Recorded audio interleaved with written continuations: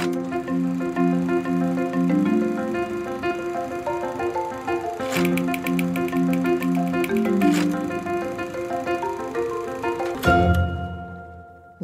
šobrīd ir karstākā darba duna, jo galu galā mūsu uzdevums ir sagādāt zirņus visiem latviešiem, kas tos kāro likt svētku galdā.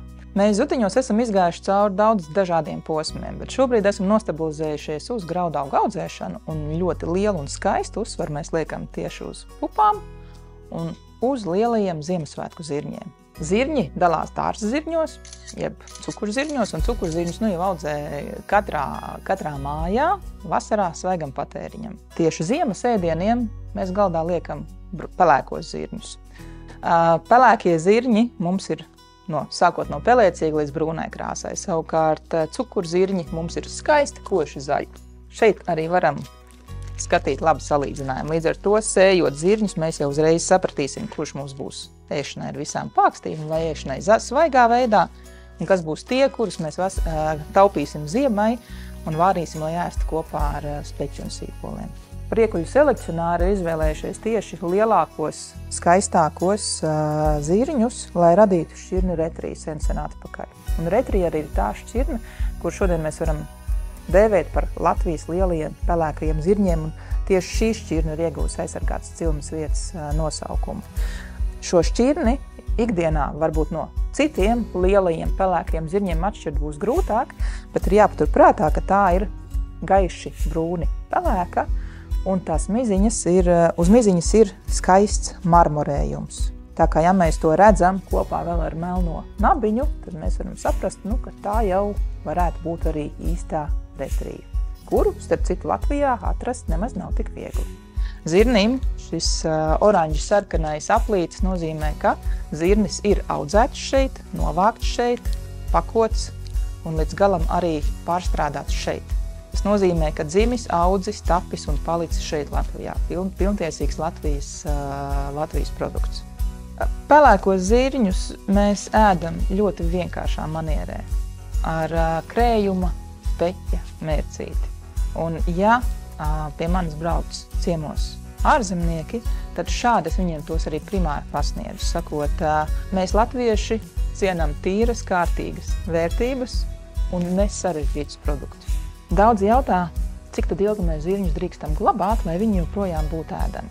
Protams, mēs šeit vairs nerunājam par garšas īpašībām varbūt tik ļoti, bet ja mums vajag glabāt pārtiku nebaltai dienai, tad tieši zirņu un pupas ir tās, ko mēs varam glabāt ļoti, ļoti, ļoti ilgi. Bet tomēr, ja mēs veikalā stāvam pie milzu zirņu plaukta, un tur ir zirņi tādi, šitādi, un nevaram saprast, kurus ņemt, tad pavērojam tomēr arī krāsu.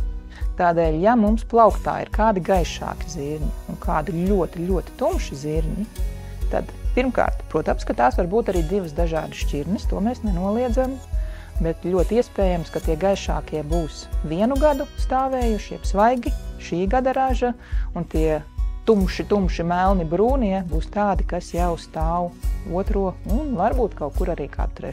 gadu.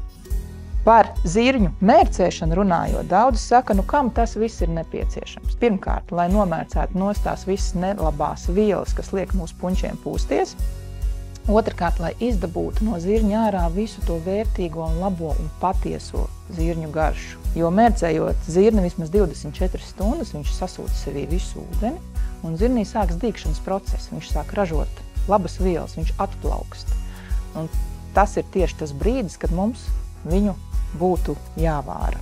Svaigas ražas zirņi vārās sākot no 40 minūtēm līdz stundai. Bet ir reizes, kad zvaigznes sagriežās tā, kā viņas sagriežās, un zirņi mīksta galīgi nav. Tad varam izmantot to seno metodi un pašās beigās pielikt mazliet sodas. Sāli nekad neliekam vārīšanas sākumā, jo tas mums to procesu var paildzināt. Proti, zirņus vāram pilnībā bez sāls, nokāšam ūdeni, tad pa spraudziņu zem vāka iemetam iekšā šķipsniņu sāls, sakretam, lai sāls sajaucās ar zirņiem un atstājam viņus norimt. Tad mēs iegūsim ļoti īpašu garšu, proti zirnes viducītī būs salds un miltains, un savukārt apkārt mums būs sāļa miziņa. Novada garšas skatītājiem es gribētu noteikti novēlēt, lai mūsu svētku galdā nekad nepietrūkst lielo pelēko zirņu. Tas nozīmē, ka arī mums pašiem nepietrūks prieka un pārticības. Savukārt mums kā latviešiem noteikti, lai mums būtu aizvien vairāk produktu, uz kuriem rotātos ģeogrāfiskas cilmes vietas emblēma, jo tas nozīmē tikai to, ka mēs apzināsimies arī savas unikālās vērtības, savus unikālos produktus un būsim lepni ar tiem. Un tas palīdzēs tos arī saskatīt pie mums citautiešiem, kas brauc ciemos.